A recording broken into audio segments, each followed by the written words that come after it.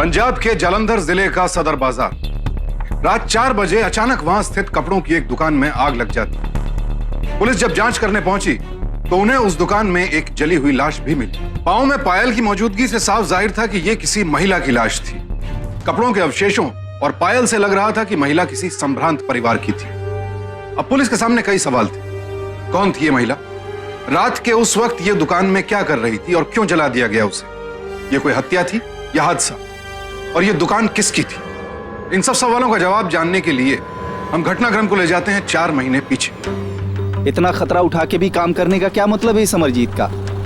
ओए, गंदे धंधे का भी एक उसूल होता है, जितना ज्यादा खतरा उतना ज्यादा मुनाफा। लेकिन मेरे भरा पकड़े गए तो नुकसान भी उतना ज्यादा होंदा और ठुकाई अलग से। ओए, शक्ल अच्छी नहीं है पर कम से कम बात तो अच्छी किया कर। सवेरे सवेरे गंद बकता रहता है। और वैसे भी आजकल पुलिस की नाकेबंदी कुछ ज्यादा ही बढ़ गई है। लेडीज एंड जेंटलमैन, कम समय में ज्यादा पैसा कमाने के चक्कर में हमारे स्टेट के यंगस्टर्स बेईमानी के धंधे में घुसते ही चले जा रहे हैं। और इन बेईमानी के धंधों में सबसे प्रमुख धंधा है अवैध शराब का धंधा। यह धंधा हमारे स्टेट की नस्लों को ही बर्बाद नहीं करता जा रहा, बल्कि दूसरे स्टेट्स में हमारे स्टेट की रेपुटेशन को भी बर्बाद कर रहा है। और इसके लिए we all need to rise to the occasion. We all need to be on our toes. अभी पिछले हफ्ते ही इंस्पेक्टर हरजोत कौर ने एक शराब के अड्डे में दबिश दी और वहां से काफी बड़ी मात्रा में इलीगल शराब जब्त की। हमारे डिपार्टमेंट को इनके जैसे ऑफिसर की जरूरत है। मैं आप लोगों से रिक्वेस्ट करूंगा कि आपने इनसे सीखना चाहिए। और हाँ, inspector Harjot Kaur, I have recommended your name to police awards for your excellent behavior and achievement. We are proud of you. Thank you sir. मैं पूरी कोशिश करूंगी कि मैं अपना काम पूरी ईमानदारी, सच्चाई और लगन के साथ करूं। ओए, गाड़ी रोक।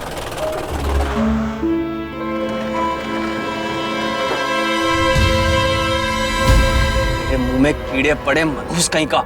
शैतान का नाम लिया और शैतान खड़े। अब मेरी शक्ल क्या देख रहा है? गाड़ी मोड़, जल्दी मोड़।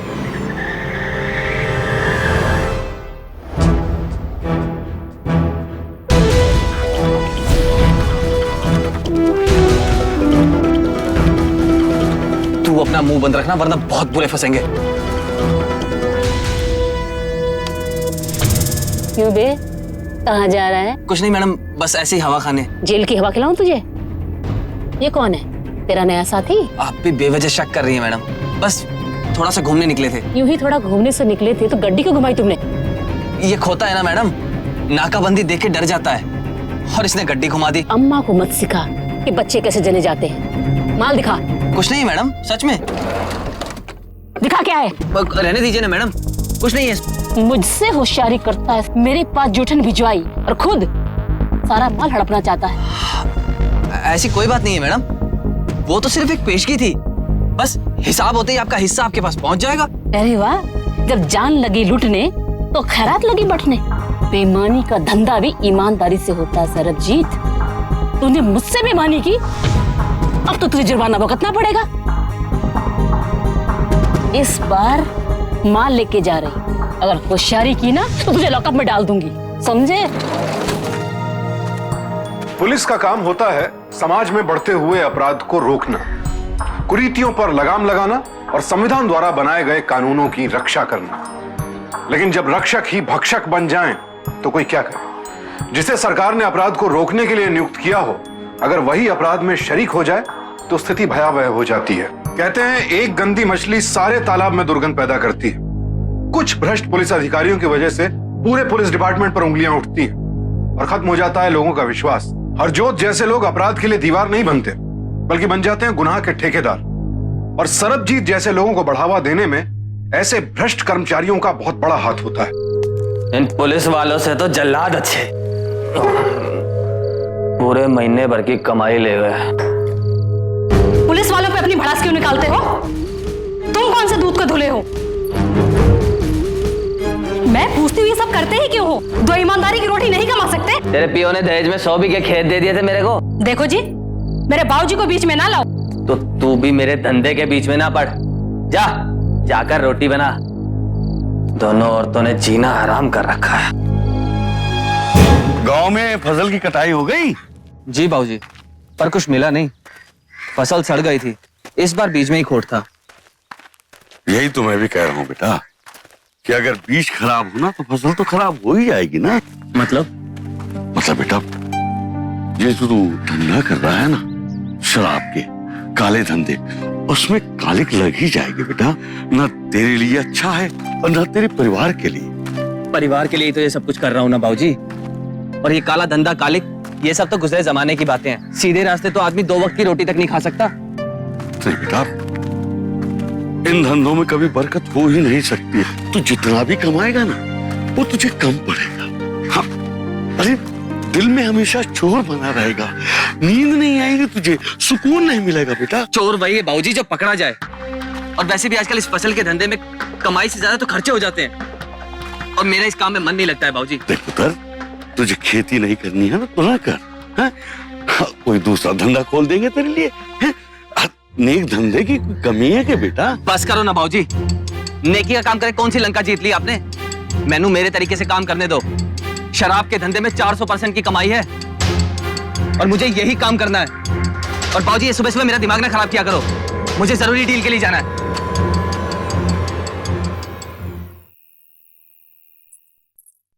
जितना पैसा तुम दारू में उड़ाते हो ना, अगर उसका इतना सा भी हिस्सा घर में रखा होता ना तो आज घर के हालात सुधर जाते। जिस दारू को तू कोस रही है ना, इसी की कमाई से कर में रोटी सेक रही है तू। क्या फायदा ऐसी कमाई का जो इधर से आए और उधर चली जाए? अगर ईमानदारी की कमाई होती तो टिकती।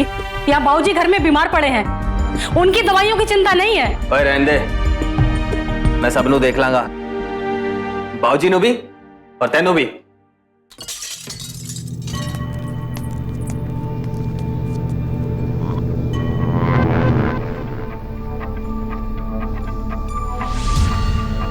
अरे वाह, ये बाबूजी को क्या हुआ? बाबूजी ये सब क्या है?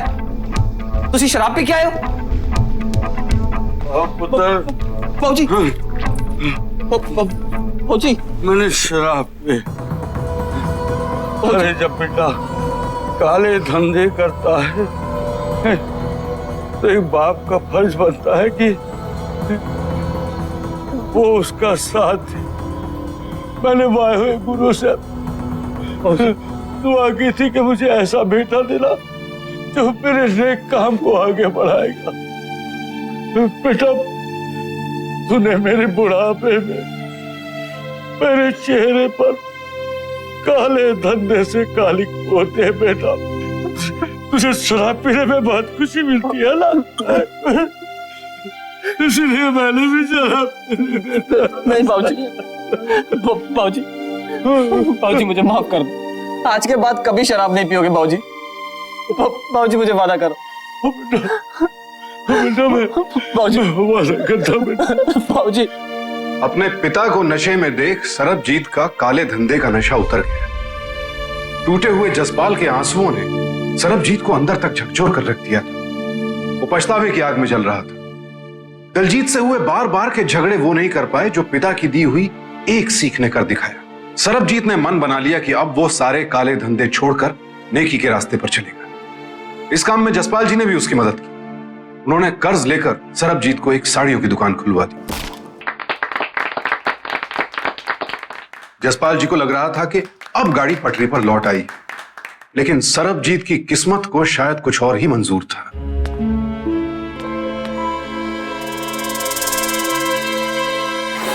अरे मैडम, बड़े नोट पीट रहा है। अगर टैक्स वाले आ गए तो? अब ईमान का धंधा है मैडम, सब वाइट है, काला धंधा बंद। बेटा धंधा नया है पर बंदा तो वही। अब तू तो शराफत का चोला पहनकर बैठ गया। मेरा क्या? अब पुलिस की सैलरी में तो घर का राशन ही पूरा नहीं होता। तू क्यों मेरी पॉकेट मनी पर डाका डाल रहा है? तुझे हक है अपने परिवार का पेट पालने का, लेकिन मैं तुझे अपने परिवार के पेट में लात मारने का हक नहीं दूंगी। ये आप क्या कर रही हैं मैडम? ये गलत है। ये मेरी सारे दिन की कमाई है। 900 चूहे खा के बिल्ली हज को चली। अब तू सिखाएगा मुझे कि क्या सही और क्या गलत? ये और वो, ये सब पैक कर दे, चल फटाफट। मैडम, मैडम आप ये ठीक नहीं कर रही हैं।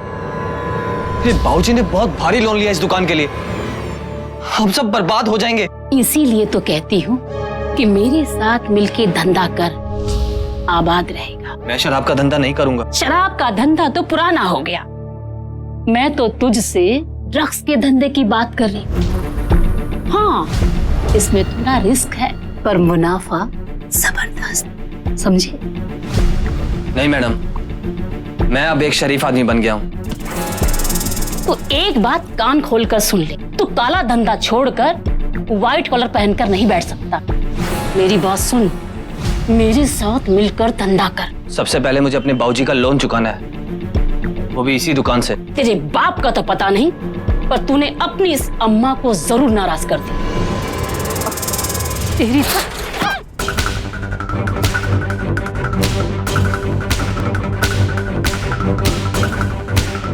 तेरे पास अब कोई दूसरा रास्ता नहीं। सोच ले, या तो तुझे अपने बाप को खुश करना है या फिर अपनी इस काली अम्मा को।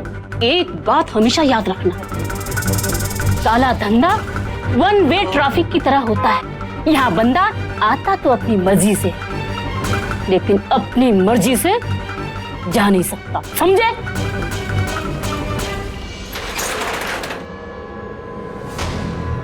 नाच जाए उस कमीनी का।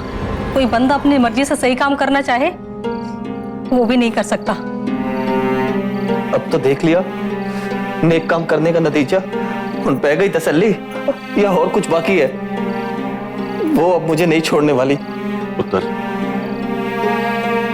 गुरु गोविंद सिंह जी ने कहा, सच्चे खालसा की पहचान मुश्किलों के नाल होंदी है। तुसी फिक्र न कर, वाहिगुरु सब चंगा करे। आप फिक्र मत करो बाबूजी, मैं अब इस दलदल में वापस नहीं जाने वाला, लेकिन इस दलदल को भरने के लिए मुझे कुछ करना पड़ेगा।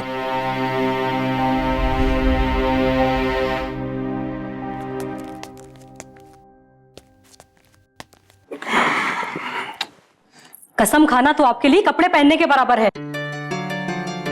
कल बाबूजी की बातें सुन के तो मुझे ऐसा लगा था जैसे साक्षात गुरु गोविंद सिंह जी तुम्हारे अंदर समा गए। तुम्हारी चमड़ी तो भैंस की चमड़ी से भी मोटी है, दिमाग पे कोई असर ही नहीं होता। चुप! एक तो वहां वो पुलिस वाली गले में कुछ नहीं छोड़ती, ऊपर से घर आओ तो तू जो दिमाग खाती है वो अलग से। अब मेरा दिमाग ना चाट और जा कुछ खाने को ला।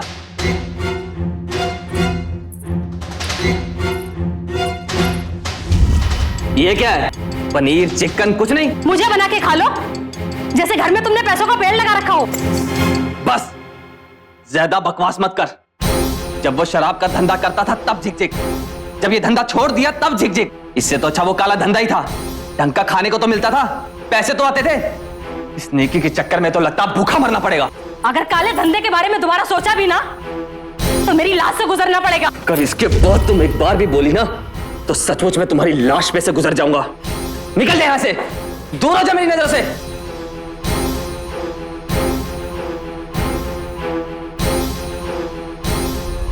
कि मेरे साथ मिलके धंधा कर, आबाद रहे।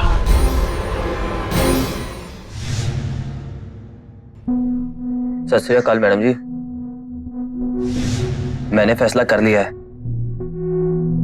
कि आपके साथ काम करने में ही समझदारी है। तो फिर बताइए, माल की डिलीवरी कब और कहां पहुंचानी है? पहले ही मान जाता तो इतनी एक्सरसाइज तो नहीं करनी पड़ती। सही बात तेरी समझ में नहीं आती। ऐसा किया कर, रोज लात खाने आ जाया कर, तब तेरी अक्ल ठिकाने आएगी। लीकर के धंधे में मुनाफा था, लेकिन ड्रग्स के धंधे में मुनाफा 100 गुना ज्यादा है। अब देखना, हमारे पास भी कोठियां होंगी। ड्राइवर, गाड़ी क्यों रोक दी? वो देखिए सामने मैडम जी। शाम तक तो यहाँ कोई नाकाबंदी नहीं थी, लगता है किसी ने हमारी नई बिल्डिंग की। अरे मैडम जी, आप तो ऑफिसर हैं, चलिए निकलते हैं। भला इनकी क्या मजाल कि आपको पकड़ लें। चलिए। लेकिन अब मामला कुछ उल्टा लगता है। ये लोग तो स्पेशल ब्रांच के लोग रखते हैं। ड्राइवर, गाड़ी घुमाओ। चलिए। अरे ये तो हमारे पीछे ही पड़ गए, अब क्या करें? ड्राइवर, गाड़ी भगाओ। ड्राइवर, गाड़ी साइड में रोको। मैडम जी भागिए जल्दी।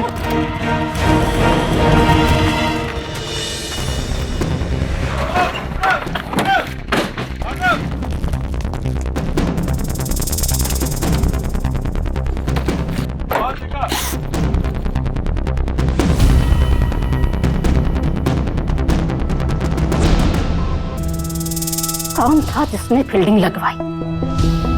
इसने हरजोत के साथ पंगा लिया। कौन इस डील के बारे में जानता था?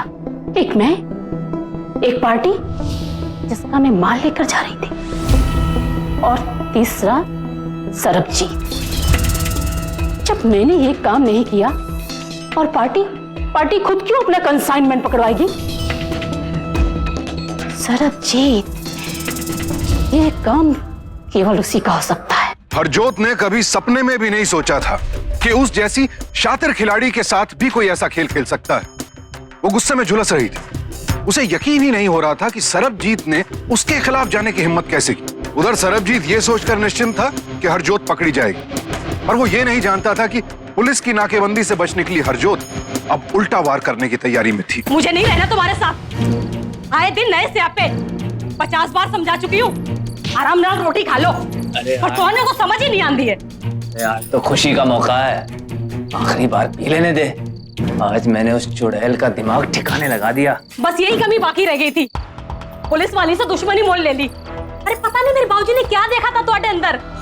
मेरे साथ साथ जिन्ने लोगों का ब्याह हुआ था ना, सबके बाल बच्चे भी हो गए, पर तुम्हें को समझ ही नहीं आती है। अरे फिक्र मत कर, सबसे बड़ी फिक्र तो मिटा दी मैंने, उस हरजोत को पकड़वा कर। क्या जरूरत थी उस पुलिस वाले की खबर देने की? हाँ, उस दिन में खुद ही ठंडी हो जानी थी। मैं जा रही हूँ अपने बाबूजी के घर। नहीं जाना? जाएगी तू? जाकर दिखा, टांगे तोड़ दूंगा। इस घर में मर्द सिर्फ मैं हूँ, समझी? जान से मार दूंगा अगर मायके जाने का नाम भी लिया तो।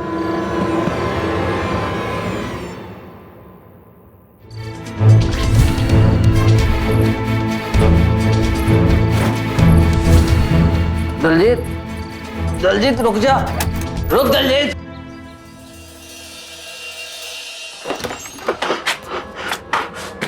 सरजीत, अरे उठ पुत्र, उठ। क्या हुआ बाबूजी? अरे पुलिस आई है, हमारी दुकान में आग लग गई है, बहू भी घर में नहीं है, अरे लाश भी नहीं हमारी दुकान। क्या? तो तुम हो इस दुकान के मालिक, ये आग लगी कैसे यहाँ? नहीं पता सर जी, नहीं पता। तो इस लाश को तो पहचानते ही होगे। चेहरा पहचान में नहीं आ रहा है। और इस जेवर को? ये तो मेरी बहू दलजीत के जेवर है।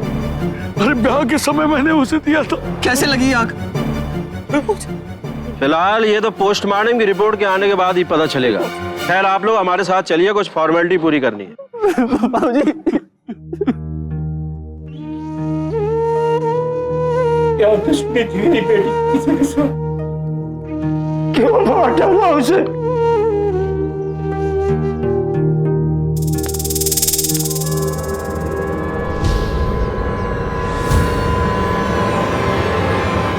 चल सरबजीत, अब तेरे ड्रामे का एंड हो गया।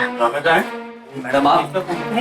हम यहाँ मातम मनाने के लिए नहीं आए, हम तुझे बड़े घर ले जाने के लिए आए हैं। और मेरे बेटे ने क्या किया? तहकीकात में मालूम हुआ है कि इसने अपनी बीबी दलजीत को जलाकर मार डाला। ये झूठ है, मैंने ऐसा कुछ नहीं किया। मेरा बेटा ऐसा नहीं कर सकता है। आपका बेटा क्या कर सकता है और क्या नहीं कर सकता मैं खूब जानती हूँ। राक्षस, मेरी बेटी का कत्ल करने के बाद यहाँ झूठे आंसू बहाए। ले जाइए, ले जाके इसे फांसी पर चढ़ा दीजिए। मैंने कुछ नहीं किया मैडम, मैंने कुछ नहीं किया मैडम, मैंने कुछ नहीं किया, मैंने किसी का कत्ल नहीं किया।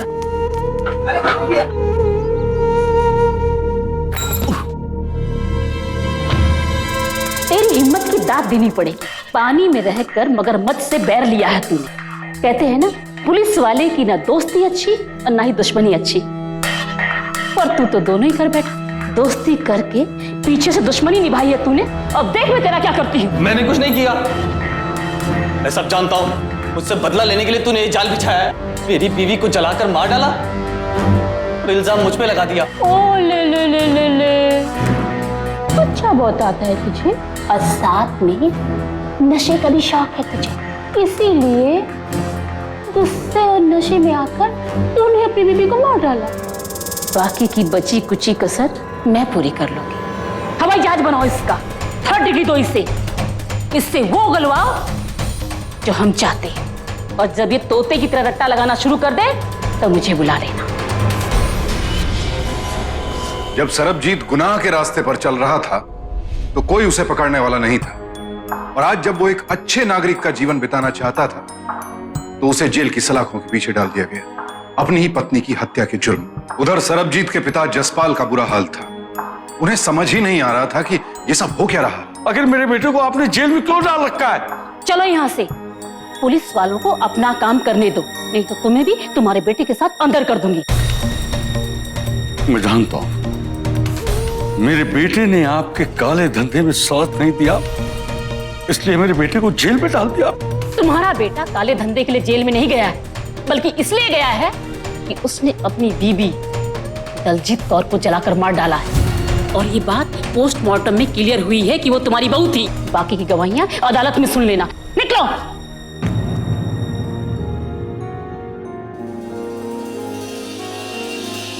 जसपाल जी ने कभी सपने में भी नहीं सोचा होगा कि इस उम्र में उन्हें यह दिन देखना पड़ेगा। बेटा जेल में था, अपनी ही पत्नी की हत्या के जुर्म में। जसपाल ये तो मानते थे कि सरबजीत और दलजीत के बीच झगड़े होते थे, लेकिन सरबजीत दलजीत की जान ले सकता है, इस बात का उन्हें यकीन नहीं था। मगर लाश से मिले गहनों का उनके पास कोई जवाब नहीं था। सरबजीत को अदालत में पेश किया गया तो उसके गुनाहों का पिछला रिकॉर्ड उसके विरुद्ध था। लेकिन जसपाल जी को ज्यादा हैरानी तब हुई जब सरबजीत के ससुर यानी दलजीत के पिता बलजीत ने उसके खिलाफ गवाही दी। मेरे पास अक्सर दलजीत के फोन आया करते थे। वो बताया करती थी कि ये उससे रोज झगड़ा करता है और उसके हाथ पैर तोड़ देने की, जान से मार देने की धमकी देता है। मैंने सोचा मियाँ बीवी का झगड़ा है, आपस में सुलझ जाएगा। मुझे क्या पता था कि मैं अपनी बेटी को खो दूंगा। ये हत्यारा है जज साहब, हत्यारा। मिलॉर्ड, मैं गवाह के तौर पे कुछ पड़ोसियों को बुलाना चाहूंगा। साहब, दलजीत अक्सर झगड़े के बाद हमारे घर आती थी तो रोती थी, उसकी जिंदगी नर्क हो गई थी। आए दिन मार पिटाई की आवाजें आती थी उसके घर से। साहब, वारदात की रात में हल्का होने के लिए उठा, छत पर सोया था। अचानक सड़क से आवाज आई, मैंने झांक कर देखा दलजीत भी आगे आगे जा रही है और गुस्से में भड़का हुआ सरबजीत उनको पीछे से आवाज दे रहा था कि वापस आ जाओ वरना जान से मार दूंगा। झूठ है ये सब। मैं नशे में था, ये बात सच है। मैंने उसे रोकना चाहा, ये भी सच है। लेकिन मैंने उसे मारा नहीं जज साहब। मैं उस तक पहुंचता इससे पहले ही मैं चक्कर खा के गिर गया। लेकिन मैंने उसका कत्ल नहीं किया जज साहब, मैंने उसका कत्ल नहीं किया। योर ऑनर, सभी गवाहों के बयानात से ये साफ हो जाता है कि दलजीत की मौत कोई हादसा नहीं, बल्कि सरबजीत की सोची समझी साजिश का नतीजा है। योर ऑनर, मेरी अदालत से दरख्वास्त है कि केस की पूरी तहकीकात तक मुजरिम को पुलिस कस्टडी में भेजा जाए। तमाम गवाहों के बयानात सुनने के बाद अदालत सरबजीत को 4 दिन की पुलिस रिमांड पर भेजती है। इस केस का फैसला अगली तारीख तक के लिए मुलतवी किया जाता है।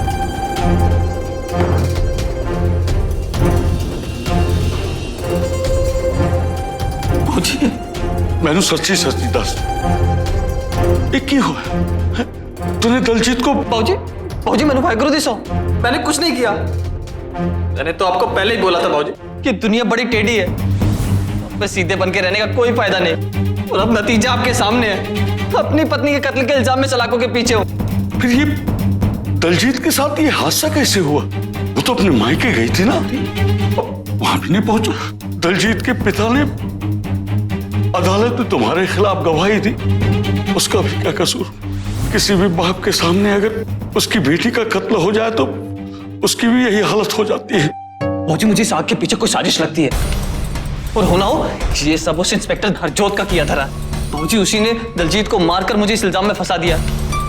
बाबूजी मैंने कुछ नहीं किया, बाबूजी मुझे बचा लो। तो फिक्र न कर पुत्र, मैंने वाहिगुरु पर भरोसा है और तुझ पर भी। मैं पूरी एड़ी चोटी लगा दूंगा। अरे मैं ऊपर तक जाऊंगा पुत्र और तुझे बचा लूंगा। डीएसपी साहब, मैं आपसे प्रार्थना करना। आप बैठिए तो सही, बैठिए। अब बोलिए।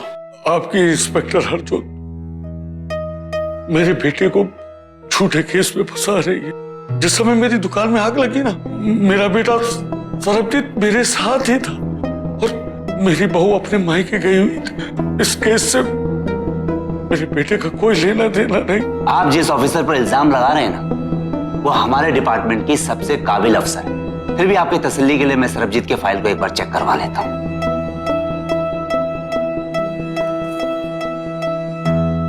हाँ, वो इंस्पेक्टर हरजोत कौर को भेजना जरा।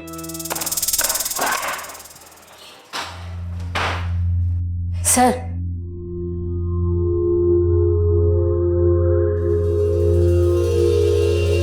सर, मुझ पर जो इल्जाम लगा रहे हैं कोई तो सबूत लाने के लिए कहिए ही नहीं। सच बात तो यह है सर कि कई बार सरबजीत को मैंने रंगे हाथों पकड़ा है, इसीलिए ये मेरे मत्थे ये इल्जाम लगा रहे हैं। रही बात उसकी बीवी की मर्डर की, तो गवाहों के हल्फिया बयान के बेस पर मैंने उसे गिरफ्तार किया है। आप चाहे सर दोबारा से इन्वेस्टिगेशन करवा सकते हैं। देखिए जसपाल जी, सब कुछ आपके सामने है। लाश के पास से आपके बहू के जेवर का पाया जाना और फिर लाश के पास से ही आपके बेटे के कमीज के जले टुकड़ों का पाया जाना साफ इस बात की ओर इशारा करता है कि आपके बेटे ने नशे की हालत में दलजीत को रोका होगा। दोनों में हाथापाई हुई होगी और दलजीत की मौत हो गई। और नशे की हालत में घबराकर आपके बेटे ने आपके दुकान में आग लगा दी और फिर उस जलती हुई दुकान में दलजीत की लाश को जलाने की कोशिश की ताकि सबूत को मिटाया जा सके, लेकिन उसमें वो नाकामयाब रहा। इसलिए अगर आप मेरी राय मानेंगे तो इस मामले को अदालत पर छोड़ दें। ठीक है डीएसपी साहब। जसपाल जी, जसपाल जी, जसपाल जी, देखो अब तुम्हारी उम्र काफी हो चुकी है। वक्त रहते अपने बेटे को संभाल लिया होता तो आज ये नौबत नहीं आती। ये आप क्या कह रही हैं? अपनी औलाद को मुझसे बेहतर कौन जान सकता है भला? वो बिल्कुल बेकसूर है। देख बुड्ढे, तू लाख कोशिश कर ले, तू इस बार अपने बेटे को बचा नहीं पाएगा। उस पर कत्ल का इल्जाम है और मैं उसे फांसी के तख्ते पर पहुंचाकर दम लूंगी। पहले ही अपने फायदे के लिए तूने एक बेगुनाह की जान ले ली, अब क्या दूसरे बेगुनाह की जान लेना चाहती है? तुम्हारे पाप का घड़ा भर चुका है। बंद कर ये भाषण अपना बुड्ढे। बड़ा आया बददुआ देने वाला।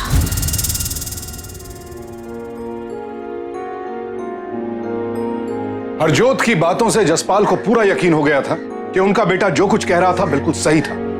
लेकिन अब उनकी लड़ाई केवल अपने बेटे को बेगुनाह साबित करने की नहीं थी, बल्कि उन्हें एक भ्रष्ट और ताकतवर पुलिस ऑफिसर का पर्दाफाश भी करना था।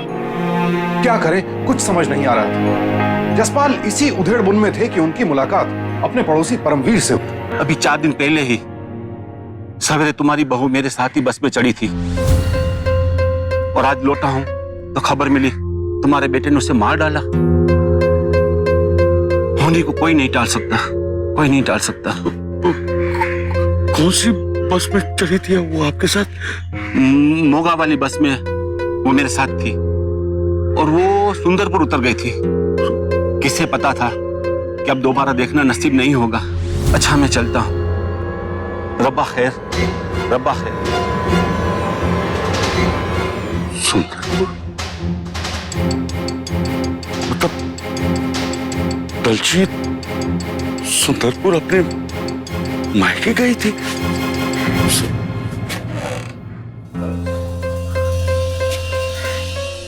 अब क्या लेने आए हो यहाँ?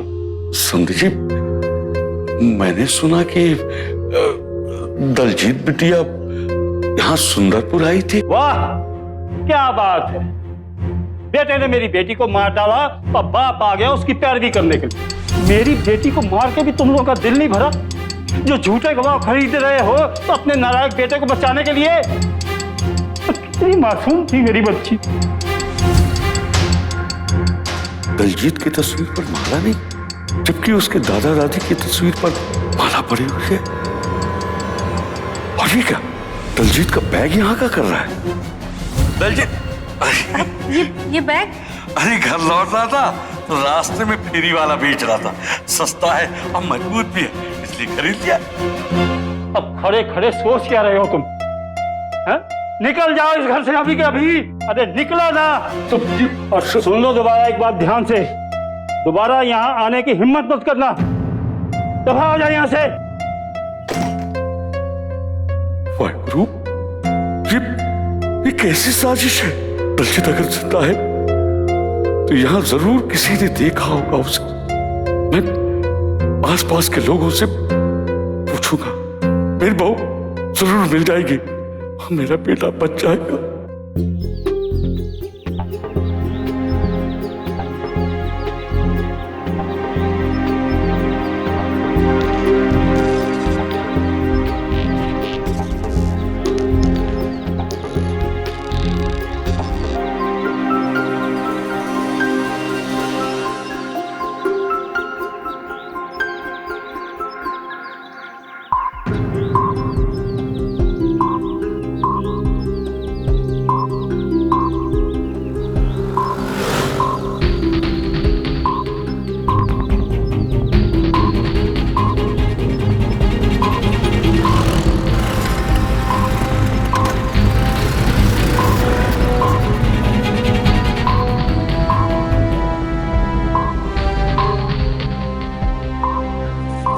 ये बलजीत यहाँ क्यों है? कहीं मेरी बहू दलजीत यहाँ तो नहीं आने वाली है?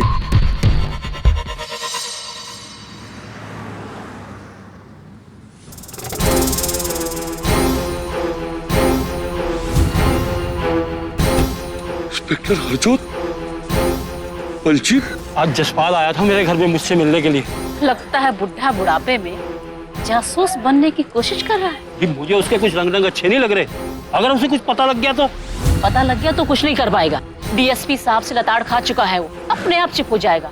पर तुम एक बात कान खोलकर सुन लो, अगर तुमने कुछ करने की कोशिश की ना, तुम्हारा हाल भी तुम्हारे दामाद जैसा कर दूंगी। मैडम जी, मैं तो अपना मुंह बंद रखूंगा, लेकिन आप जसपाल का कुछ कीजिए। वो पड़ोसियों से बातचीत कर रहा था, अगर उसे कोई सुराग मिल गया तो? तुम जसपाल की चिंता मत करो, उसे मैं देख लूंगी। तुम जाओ। नमस्ते जी। नमस्ते।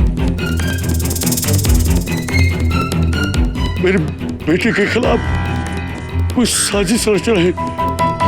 और मेरी बहू दलजीत कहाँ है? कहाँ है वो? मैं अपने पुत्र को कैसे बचाऊंगा?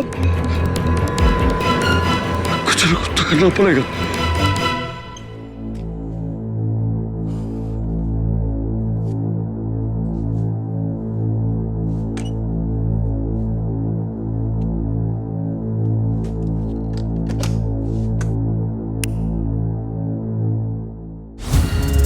चौंक गया मुझे देखकर। बहुत समझाया था ना बुढ़े, पर जब तुझे तेरी उम्र का लिहाज नहीं तो मैं क्यों रहूं? जेम्स बॉन्ड बनेगा, जासूसी करेगा? नहीं नहीं। अभी तो अनऑफिशियली तेरा हाथ तोड़ा है, अगर अभी बाज नहीं आया तो ऑफिशियली थाने में ले जाकर तब से तेरे पूरे जिस्म को तोड़ डालूंगी। ऐसी दफा में अंदर डलवाऊंगी, जिंदगी भर बाहर नहीं निकल पाएगा। सुधर जा, अभी भी वक्त है, अभी भी वक्त है। जसपाल जी को अब यकीन हो गया था कि दलजीत जिंदा है। उनके पास अपने बेटे को बेगुनाह साबित करने का अब एक ही रास्ता बचा था, किसी भी तरह दलजीत को ढूंढकर सामने ले आए। लेकिन कहां से, यह रास्ता उन्हें नहीं सूझ रहा था। हरजोत के जुल्म के बावजूद जसपाल जी ने हिम्मत नहीं हारी। एक हाथ में प्लास्टर बंधा होने के बावजूद दलजीत की खोज को जारी रख।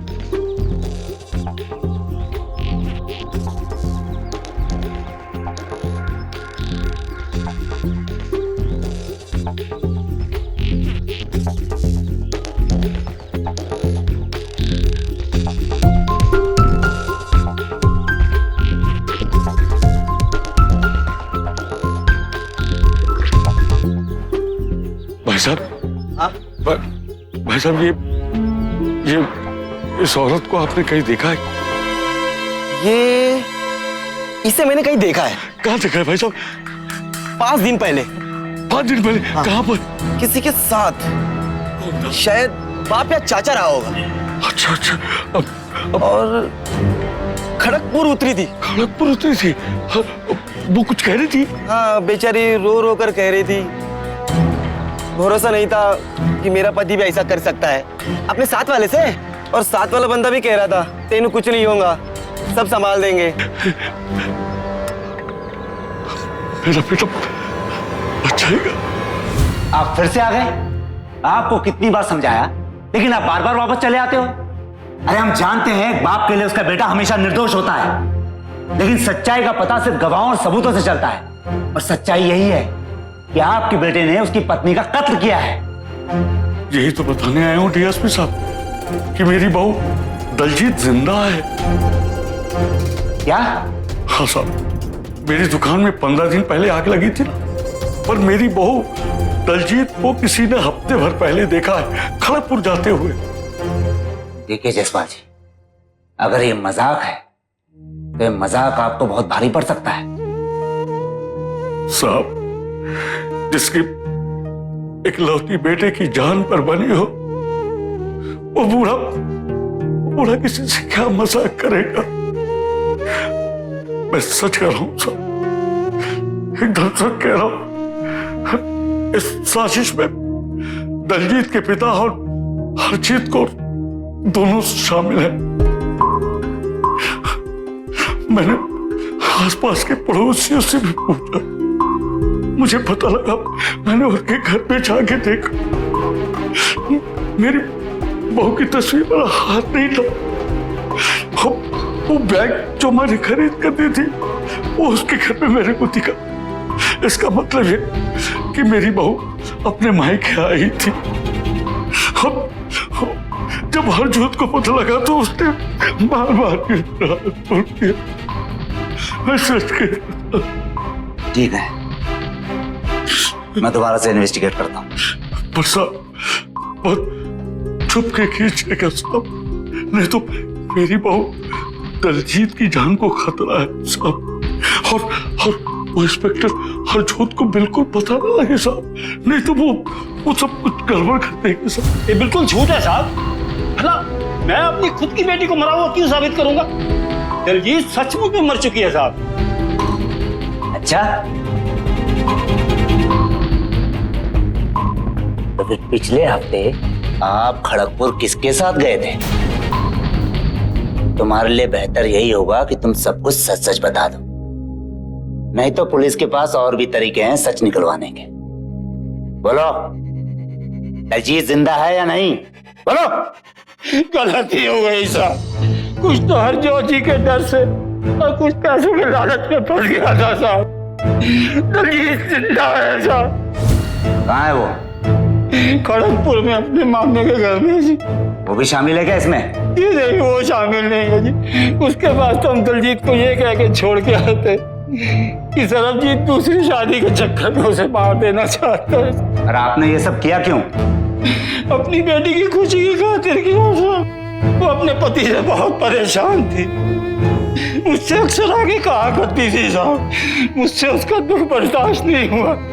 इसी दौरान मुझे हरजोत जी में उम्मीद की किरण दिखाई दी और मैं उनकी बातों में आ गया।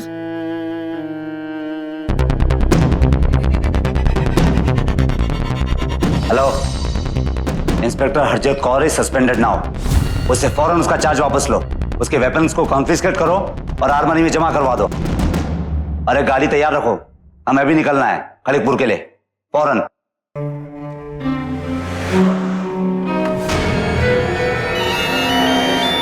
हेलो, सस्पेंड किसके हुक्म से? डीएसपी साहब ने आदेश दिया। कहाँ है डीएसपी साहब? खड़गपुर निकले हैं। वो सबरजीत का फादर है ना जयसवाल, उसके और दिलजीत के बाप के साथ लग गई पत्नी। अगर दलजीत हाथ में आ गई तो मेरा तो करियर खत्म। एक ही रास्ता बाकी कि दलजीत को खत्म करके ठिकाने लगा दो।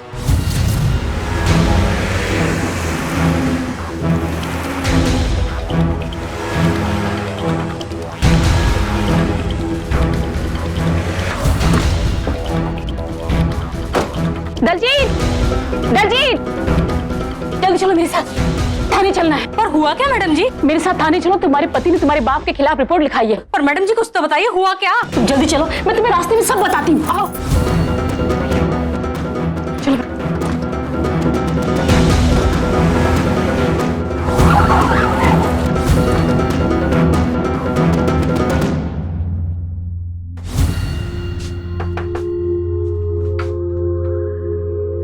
दलजीत कहाँ? उसे अभी अभी तो इंस्पेक्टर मैडम लेके गई हैं और आपका ही नाम लेके गई हैं वो उन्हें। डीएसपी साहब, जल्दी कीजिए, मेरी बहू दलजीत की जान खतरे में।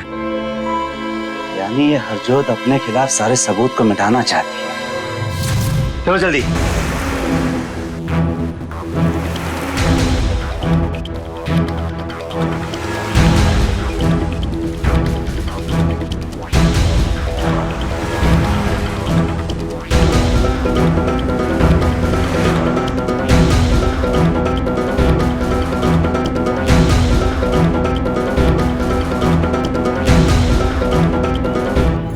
मैडम, ये कहाँ लेके आ रही है मुझे अब? तोता बन गया तेरा बाप। अरे खाई खो दी उसने मेरे लिए।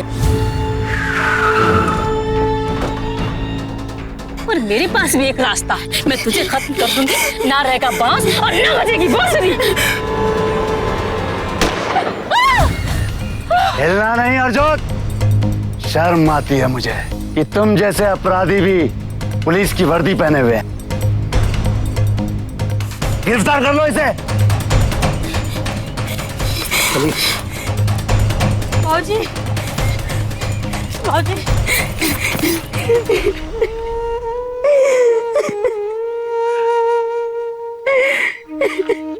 बुरे से बुरा वो है जो किसी को अच्छे रास्ते पर चलने न दे। सबसे बड़ा अपराधी वो है जो रक्षक के भेष में भक्षक बनकर बैठे। शर्म आती है देखकर जिनके कंधे पर देश की जनता को सुरक्षित रखने का, उन्हें इंसाफ दिलाने का भार है, वो चंद रुपयों के लालच में इस पेशे के ठेकेदार बने हुए हैं। सारे सबूतों, दलजीत की मौजूदगी और हरजोत कौर के बयानों के मद्देनजर यह अदालत सरबजीत को अपनी पत्नी दलजीत कौर के कत्ल के इल्जाम से बाइज्जत बरी करती है और साथ ही यह हुक्म देती है कि अपने पेशे से गद्दारी, अपराधियों को पनाह देने, रिश्वतखोरी और भ्रष्टाचार के मामले में हरजोत कौर पर अलग से मुकदमा चलाया जाए। दलजीत के पिता बलजीत को झूठी हत्या के आरोप में साथी होने के कारण मुकदमा चलाया जाए। साथ ही पुलिस को यह ताकीद की जाती है कि जनता की रक्षा की जिम्मेदारी नैतिक तरीके से निभाए। हरजोत के सर पर जिम्मा था कानून के पालन का, लेकिन उसने कानून का, अपनी वर्दी का इस्तेमाल अपने फायदे के लिए करना शुरू कर दिया। कानून तोड़ने वाले कानून के ऐसे भ्रष्ट रक्षक अक्सर खुद ये भूल जाते हैं कि कानून के हाथ बहुत लंबे होते हैं। हरजोत अब सजा काट रही है। सरबजीत ने काले धंधों से तौबा कर ली है। जसपाल, उन्हें अपनी नेकी का फल मिला, एक हंसते खेलते परिवार के रूप में। जसपाल जी की ये जंग एक संदेश है हम सबके लिए कि बुराई और अन्याय से लड़ने के लिए उम्र कोई बंधन नहीं होती। जरूरत है तो बस कोशिश की। अगर जसपाल जी समझौता कर लेते तो अपने बेटे को खो बैठते। इसीलिए अन्याय से समझौता ना करें, उससे लड़ाएं पंजा। न्यायपालिका का ध्येय वाक्य है सत्यमेव जयते, लेकिन जीत के लिए लड़ना पड़ता है। तो लड़िए अन्याय के खिलाफ और दीजिए उसे मुंह तोड़ जवाब। और सावधान हो जाएं हरजोत जैसे लोग जो सिर्फ अपनी जेबें भरने के लिए सरबजीत जैसे लोगों के गुनाहों को बढ़ावा देते हैं। याद रखिए, बुराई कभी सुख देकर नहीं जाती, काले धंधे देकर जाते हैं सिर्फ कलंक का काला दाग। सावधान इंडिया।